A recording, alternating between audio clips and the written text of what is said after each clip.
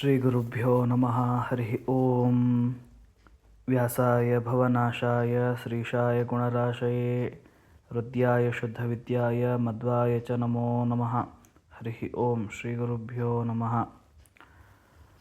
ಶ್ರೀಮದ್ಭಗವದ್ಗೀತೆಯ 3ನೇ ಅಧ್ಯಾಯವಾದ ಕರ್ಮಯೋಗ. ಈ ಕರ್ಮಯೋಗವು 43 ಶ್ಲೋಕಗಳಿಂದ ಕೂಡಿದೆ. ಇಂತಹ 3ನೇ ಅಧ್ಯಾಯದ ಪಾರಾಯಣದಿಂದ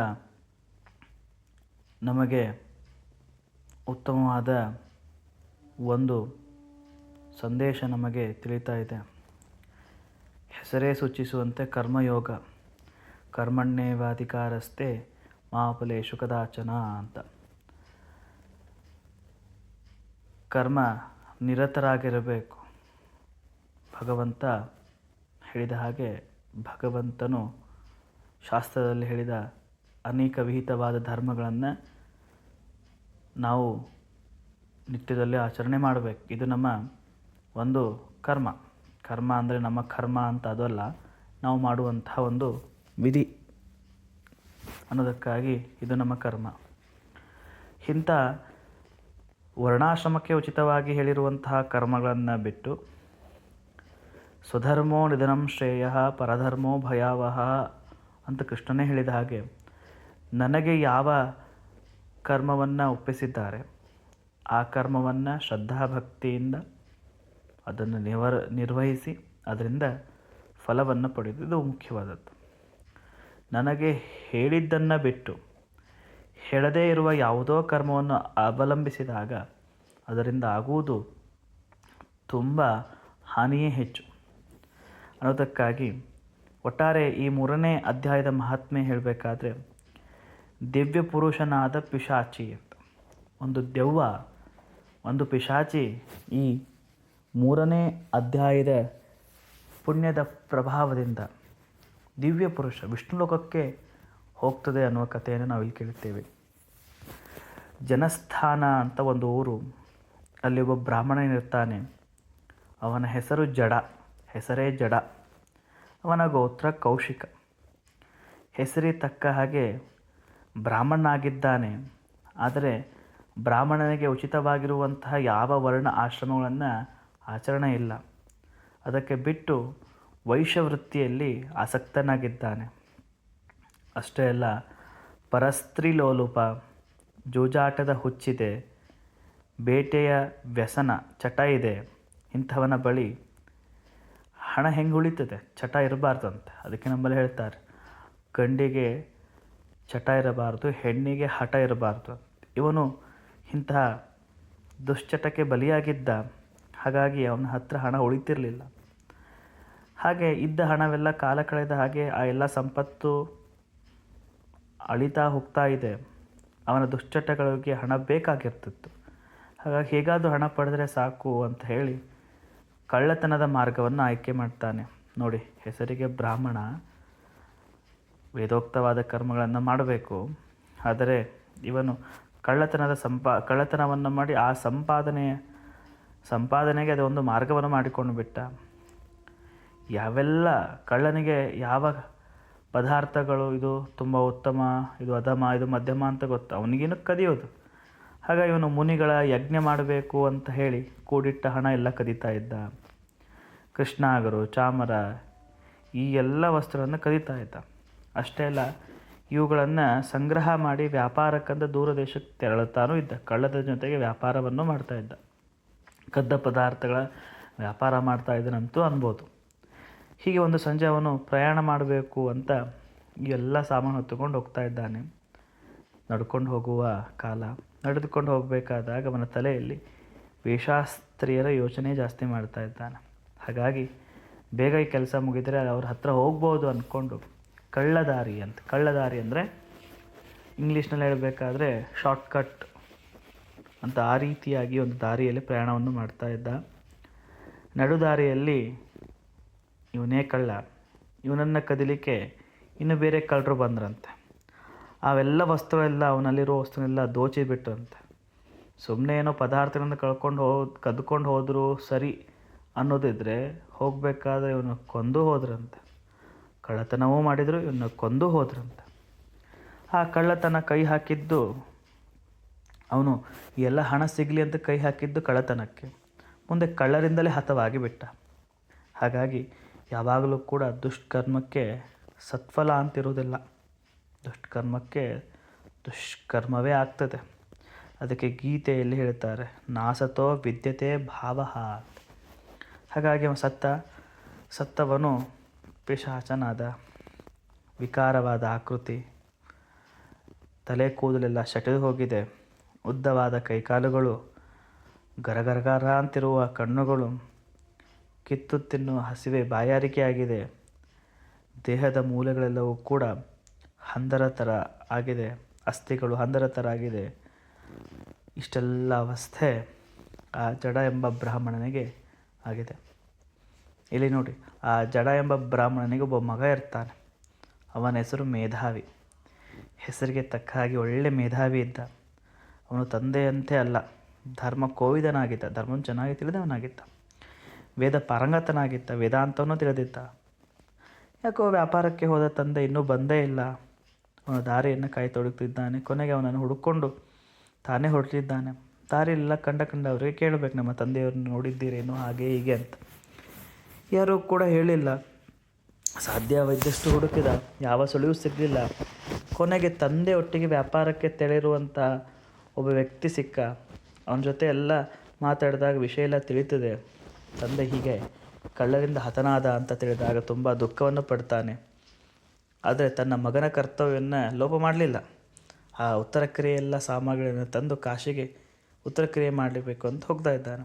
ದಾರಿಯಲ್ಲಿ ವಿಶ್ರಾಂತಿ ಪಡಿಬೇಕು ಅಂತ ಅಲ್ಲಲ್ಲಿ ನಿಂತು ತನ್ನ ಸ್ವಧರ್ಮಗಳನ್ನು ಸಮಯಕ್ಕೆ ಸರಿಯಾಗಿ ಸಂಧ್ಯಾವಂದನೆಗಳನ್ನು ಬೆಳಗ್ಗೆ ಮಧ್ಯಾಹ್ನ ಸಾಯಂಕಾಲ ಈ ರೀತಿಯಾಗಿ ಮಾಡ್ತಕ್ಕಂಥವನು ತನ್ನ ಸ್ವಧರ್ಮವನ್ನು ಬಿಟ್ಟಿರಲಿಲ್ಲ. ಅವನು ಸಂಧ್ಯಾವಂದನೆಗೆ ವಿಳಂಬ ಆಗ್ತದೆ ಅಂಥೇಳಿ ಒಂದು ಪ್ರದೇಶದಲ್ಲಿ ತಂಗಿದ್ದು ಅಲ್ಲಿ ಸಂಧ್ಯಾವಂದನೆಯನ್ನು ಮಾಡ್ತಾ ಕೂಳ್ತಿದ್ದ. ದೈವವಶಾತ್ ದೇವರ ಅನುಗ್ರಹ ಹೇಗಿರ್ತದೆ ನೋಡಿ. ಅವನು ಯಾವ ಸ್ಥಳದಲ್ಲಿ ಕೂತಿದ್ದ ಅದೇ ಸ್ಥಳದಲ್ಲಿ ತನ್ನ ತಂದೆ ಹತವಾಗಿರುವಂಥ ಸತ್ತು ಹೋಗಿರುವಂಥ ಸ್ಥಳ ಅವನಿಗೆ ಗೊತ್ತಿಲ್ಲ. ಆದರೂ ಕೂಡ ಸಂಧ್ಯಾವಂದನೆಯನ್ನು ಮುಗಿಸಿದ್ದಾನೆ. ಇನ್ನು ದೇವರ ಪಾರಾಯಣವನ್ನು ಮಾಡೋಣ ಅಂತ ಗೀತೆಯ 3ನೇ ಅಧ್ಯಾಯವನ್ನು ಪಾರಾಯಣವನ್ನು ಭಕ್ತಿಯಿಂದ ಮಾಡ್ತಾ ಇದ್ದಾನೆ. ಅದು ಅವನ ಪ್ರತಿನಿತ್ಯದ ಕಾರ್ಯವಾಗಿತ್ತು. ನಿತ್ಯವೂ ಕೂಡ ಈ ಭಗವದ್ಗೀತೆ ಪಾರಾಯಣವನ್ನು ಮಾಡದೆ ನೀರನ್ನು ಕುಡಿತಾ ಇರಲಿಲ್ಲ. ಆ ರೀತಿಯಾದ ಒಂದು ನಿತ್ಯ ವಿಧಿಯಾಗಿತ್ತು. ಇದ್ದಕ್ಕಿದ್ದಂತೆ ಭಯಂಕರವಾಗಿರುವಂತಹ ಧ್ವನಿ. ಅವನು ಕೂತಿದ್ದಾನೆ ಪಾರಾಯಣ ಮಾಡ್ತಾ, ಪಾರಾಯಣ ಮುಗಿತಾ ಬಂದಿದೆ. ಆಗ ದೊಡ್ಡ ಭಯಂಕರವಾದ ಧ್ವನಿ, ಆಕಾಶದ ಮಧ್ಯದಲ್ಲಿ ಘೋರ ಆಕೃತಿ. ಅವನು ಭಯಪಡ್ತಾ ಇದ್ದಾನೆ. ನೋಡುತ್ತಿದ್ದಂತೆ ಅದು ಯಾವ ಆಕೃತಿಯನ್ನು ನೋಡಿದ್ದ ಅದು ದಪ್ಪಂತ ಕೆಳಗೆ ಬೀಳ್ತಾ ಇದೆ. ಮೇಧಾವಿಗೆ ಒಂದು ಕಡೆ ಭಯ, ಏನಾಗ್ತಾ ಇದೆ ಅಂತ ಗೊತ್ತಿಲ್ಲ. ಮತ್ತೊಂದು ಕಡೆ ತುಂಬ ಆಶ್ಚರ್ಯವೂ ಆಗಿದೆ. ಎಂತಹ ಆಶ್ಚರ್ಯ ಅಂದರೆ ಮರುಕ್ಷಣದಲ್ಲಿ ಏನು ಪಿಶಾಚ ದೆವ್ವ ಅದರ ಬದಲು ದಿವ್ಯ ಪುರುಷವಾದ ವ್ಯಕ್ತಿ ಕಾಣಿಸ್ತೊಡಗ್ತಾ ಇದ್ದಾನೆ. ಅವನಿಗೆ ಗುರುತೇ ಸಿಗ್ತಾ ಇಲ್ಲ. ಅವನು ಬೇರೆ ಯಾರೋ ಆಗಿರದೆ ಅವನ ತಂದೆ ಅಂತ ಆಗಿಬಿಡ್ತದೆ. ಆಗ ದಿವ್ಯ ರೂಪ ತಳೆದ ಅವನ ತಂದೆ ವಿಮಾನದಲ್ಲಿ ಕುಳಿತಿದ್ದಾನೆ. ಸುತ್ತಲೂ ಮುನಿಗಳು ಅಪ್ಸರಿ ಎಲ್ಲರೂ ಕೂಡ ಅವನನ್ನು ಸ್ವಾಗತಿಸ್ತಾ ಇದ್ದಾರೆ, ಅಭಿನಂದಿಸ್ತಾ ಇದ್ದಾರೆ ಆ ಜಡ ಎಂಬ ಬ್ರಾಹ್ಮಣನನ್ನು.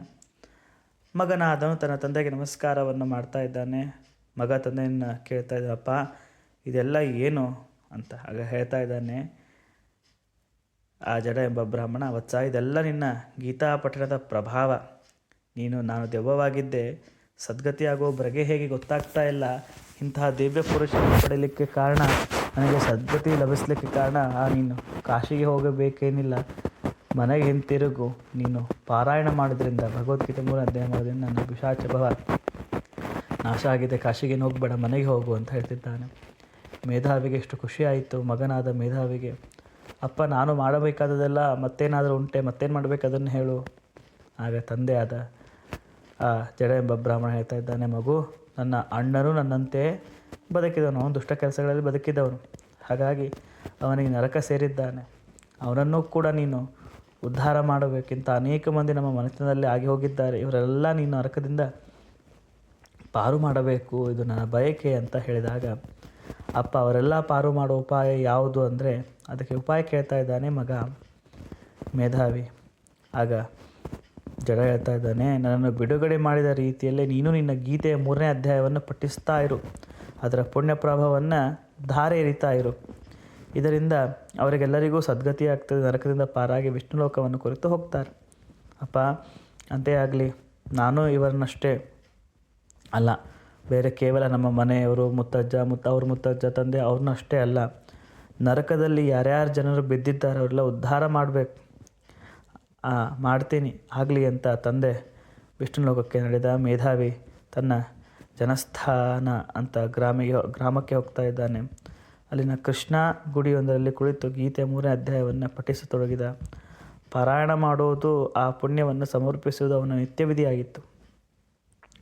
ವಿಷ್ಣುದೂತರು ಯಮನ ಬಳಿಗೆ ಹವಿಸ್ತಾ ಇದ್ದಾರೆ. ಬಂದು ಹೇಳ್ತಾ ಇದ್ದಾರೆ, ಹೇ ಯಮರಾಜ, ನಮ್ಮ ಸ್ವಾಮಿಯಾಗಿರುವಂತಹ ವಿಷ್ಣು ಆದೇಶ ಇಟ್ಟಿದ್ದಾನೇನು, ನರಕದಲ್ಲಿರುವ ಎಲ್ಲ ಜನರನ್ನು ನೀನು ಬಿಡುಗಡೆ ಮಾಡಬೇಕು ಅಂತ. ಅದನ್ನು ಕೇಳಿದ ತಕ್ಷಣ ಅವರೊಂದಿಗೆ ವಿಷ್ಣು ಲೋಕಕ್ಕೆ ಬರ್ತಾ ಇದ್ದಾನೆ ಯಮ. ಮಹಾವಿಷ್ಣುವಿನ ಚರಣಗಳಿಗೆ ಎಲ್ಲವನ್ನು ನಿವೇದಿಸಿ ಕೃತಾರ್ಥನಾದ ವಿಷ್ಣು ಅವನನ್ನು ಹರಿಸಿ ಮರಳಿ ಅವನ ಲೋಕಕ್ಕೆ ಕಳಿಸ್ತಾ ಇದ್ದಾನೆ. ಯಮಲೋಕದಿಂದ ಬಂದಿದ್ದ ಯಮರಾಜ ಯಮಲೋಕಕ್ಕೆ ಕಳಿಸ್ತಾ ಇದ್ದಾನೆ. ಹೀಗೆ ಗೀತೆಯ 3ನೇ ಅಧ್ಯಾಯ ಮಾಡೋದ್ರಿಂದ ಸದ್ಗತಿ ಬರ್ತಾ ಇದೆ. 3ನೇ ಅಧ್ಯಾಯ ಕರ್ಮಯೋಗ. ಇಲ್ಲಿ ಜಡನ ಕಥೆಯನ್ನು ಸ್ವಲ್ಪ ಅಪ್ಲೈ ಮಾಡಿಕೊಂಡ್ರೆ, ಜಡನ ಕಥೆಯಲ್ಲಿ ಕರ್ಮಯೋಗದ ಸಾರವೇ ಇದೆ. ಜಡ ಹೆಸರಿಗೆ ತಕ್ಕಂತೆ ವಿಹಿತ ಕರ್ಮಗಳೆಲ್ಲ ತೊರೆದವನು. ಅವನಿಗೆ ಬದುಕಬೇಕು, ವಿಹಿತ ಕರ್ಮ ಬೇಡ. ಜೀವನ ಉಪಯೋಗಕ್ಕೆ ಅವನು ಹಿಡಿದದ್ದು ವ್ಯಾಪಾರ. ಬ್ರಾಹ್ಮಣ ಆದವನಿಗೆ ಅದು ಪರಧರ್ಮ. ವ್ಯಾಪಾರದ ಬದುಕು ಫಲಾಪೇಕ್ಷೆಯಿಂದ ಮಾಡುವ ಕರ್ಮಕ್ಕೆ ಸಂಕೇತ. ಕರ್ಮ ತೊರೆದು ಬದುಕುವುದು ಒಂದು ಬಗೆಯ ಕಳ್ಳತನವೇ. ಹಾಗಾಗಿ ಕೊನೆಗೆ ಅವನು ಹಿಡಿದದ್ದು ಕಳ್ಳತನವೇ. ಅದು ಅವನ ಸ್ವಕರ್ಮವಾಗದಿರಲಿಲ್ಲ. ಯಜ್ಞ ಮಾಡಬೇಕಾದವನು ಯಜ್ಞವನ್ನು ಬಿಟ್ಟು ಯಜ್ಞದವಗಳನ್ನೇ ಕದಿಯುವ ಮಟ್ಟಕ್ಕೆ ಎದ್ದಿದ್ದಾನೆ. ಭಗವಂತ ದೇವತೆಗಳ ಮೂಲಕ ನಮಗೆ ನೀಡುವುದನ್ನು ಪಂಚಮಹಾಯಜ್ಞ ಅಂತ ಹೇಳ್ತಾರೆ. ಮೂಲಕ ಅವರಿಗೆ ತಲುಪಿಸುತ್ತಿರುವುದು ದೊಡ್ಡ ಕಳ್ಳತನ. ಸರಕಾರಕ್ಕೆ ತೆರಿಗೆಯನ್ನು ವಂಚಿಸಿದಂತೆ. ಕಂದಾಯ ಕಟ್ಟದೆ ಹೇಗಿರ್ತೀವೋ ಹಾಗೆ ನಮಗೆ ಹೇಳಿರುವ ಪಂಚಮಹಾಯಜ್ಞಗಳನ್ನು ಬಿಟ್ಟರೆ ನಾವು ಕಳ್ಳತನ ಮಾಡಿದ ಹಾಗೆ ಅಂತ. ವ್ಯಾಪಾರದ ಹುಚ್ಚು ಹೆಚ್ಚುತ್ತಾ ಇದೆ. ಅದಕ್ಕಾಗಿ ಅವನು ದೂರದೇಶ ಪ್ರಯಾಣಕ್ಕೆ ಸಿದ್ಧನಾಗಿದ್ದಾನೆ. ಹಣದ ಆಸೆಯೊಂದಿಗೆ ಹೆಣ್ಣಿನ ಮೋಹವೂ ಕೂಡ ಬೆರೆತಿದೆ. ಮಾರ್ಗಮಧ್ಯದಲ್ಲಿ ಅವನು ಕೊಲೆ ಆಗ್ತಾ ಇದೆ. ಸ್ವಧರ್ಮದ ಕೊಲೆ ಮಾಡಿದವನಿಗೆ ಅಂತಹ ಸಾವು ಹಿತವೇ. ಯಾಕೆ ಕಳ್ಳರಿಂದ ಸತ್ತಿದ್ದಾನೆ. ಯಾಕೆ ಅವನು ಸ್ವಧರ್ಮವನ್ನು ಕೊಲೆ ಮಾಡಿದ್ದ. ಹಾಗಾಗಿ ಅದು ಸತ್ತಿದ್ದು ವಿಹಿತ ಆಗಿತ್ತು. ಬದುಕಿದಾಗ ದನ ಪಿಶಾಚಿಯಾದ, ಅವನು ಸತ್ತ ಮೇಲೆ ನಿಜವಾದ ಪಿಶಾಚಿಯಾದ. ವಿಕೃತ ಜೀವನಕ್ಕೆ ತಕ್ಕಂತೆ ವಿಕೃತ ರೂಪವನ್ನು ಒದಗಿದ. ಯಾಕೆ ತನ್ನ ಜೀವನ ವಿಕೃತವಾಗಿ ಇಟ್ಟುಕೊಂಡ, ತನಗೂ ವಿಕೃತ ರೂಪ ಬಂತು. ಒಟ್ಟಾಗಿ ಅವನು ಜೀವನದ ವಿಹಿತ ಕರ್ಮ ತೊರೆದವನಾದ್ದರಿಂದ ಇದು ದುರಂತದ ಒಂದು ಚಿತ್ರ. ಇನ್ನು ಅವನ ಮಗನ ಬಗ್ಗೆ ಹೇಳಬೇಕಾದ್ರೆ, ತಂದೆಗೆ ವಿರುದ್ಧವಾದ ಮಗ. ತಂದೆ ದುಷ್ಟನಾದರೆ ಇವನು, ತಂದೆ ನೀಚನಾದರೆ ಇವನು ಮಹಾಮೇಧಾವಿ, ಪರಮಸಾತ್ವಿಕ, ಕರ್ಮಯೋಗಕ್ಕೆ ಸಂಕೇತದವನು. ತಂದೆಯ ದುರಂತ ಕಥೆಯನ್ನು ತಿಳಿದು ವ್ಯಗ್ರನಾದ. ಅವನ ಉದ್ಧಾರಕ್ಕಾಗಿ ಬದ್ಧ ಕಂಕಣನಾದ. ಕಾಶಿ ಯಾತ್ರೆಗೆ ತೆರಳಿದ. ತಂದೆಗೆ ಒದಗಿದ ಪಿಶಾಚನವನ್ನು 3ನೇ ಅಧ್ಯಾಯದ ಜಪದ ಪುಣ್ಯದಿಂದ ಪರಿಹರಿಸಿದ ಕೃತಾರ್ಥನಾದ. ಗೀತೆಯ 3ನೇ ಅಧ್ಯಾಯದ ಜಪವು ತಾರಕ ಭಗವಂತನನ್ನು ಮೊರೆಹೊಕ್ಕು ಬದುಕುವ ಅದರ ಸಂದೇಶ ಅವನನ್ನು ಪಾಲಿಸಿತು. ಅವನು ತಂದೆಯನ್ನು ಮಾತ್ರ ಅಲ್ಲ, ಅಂತ ಇನ್ನೂ ಅನೇಕ ತನ್ನ ಪೂರ್ವಜರನ್ನು, ನರಕವಾಸಿಗಳಾದ ಜನರನ್ನೆಲ್ಲ 3ನೇ ಅಧ್ಯಾಯದ ಪ್ರಭಾವದಿಂದ ಜಪ ಮಾಡುವುದು ಅವ್ರನ್ನ ಪುಣ್ಯಧಾರೆ ಎರೆಯಿತು. ಹೀಗೆ ಯಮಲೋಕ ಎಲ್ಲ ಬರಿದು ಮಾಡಿಬಿಟ್ಟ. ಯಾರ್ಯಾರು ಇಲ್ಲ, ಎಲ್ಲ ಯಮಲೋಕ ಖಾಲಿ. ಹಾಗಾಗಿ ಸ್ವಕರ್ಮ ರಹಿತನಿಗೆ ಯಮಲೋಕದ ಭಯವೂ ಇಲ್ಲ ಎಂಬ ತತ್ವ ಸಾರ್ತಾ ಇದೆ. ಹಾಗಾಗಿ ಭಗವದ್ಗೀತೆ ಕೇಳದ ಜನರು ಪಿಶಾಚಿಗಳ ಬದುಕಾದರೆ, ಕೇಳದರಂತೆ ನಡೆಯುವ ಜನರದು ಅದು ಭಗವದ್ಗೀತೆ ಹೇಳಿದ ಹಾಗೆ ನಡೆದರೆ ಅವರ ಜೀವನ ದೇವಲೋಕದ ವೈಭವ ಅಂತ ಹೇಳ್ತಾ ಇದ್ದಾರೆ. ಒಟ್ಟಾರೆ ಹೇಳುವುದಾದರೆ ಕರ್ಮ ತುಂಬ ಮುಖ್ಯವಾದದ್ದು. ಸ್ವಧರ್ಮ ನಿಧನಂ ಶ್ರೇಯಃ ಪರಧರ್ಮೋ ಭಯಾವಹ ಅನ್ನೋದೇ ಈ ಒಂದು 3ನೇ ಅಧ್ಯಾಯದ ಕರ್ಮಯೋಗದ ಒಂದು ಮಹಾತ್ಮೆ. ಶ್ರೀಕೃಷ್ಣ ಅರ್ಪಣಮಸ್ತು.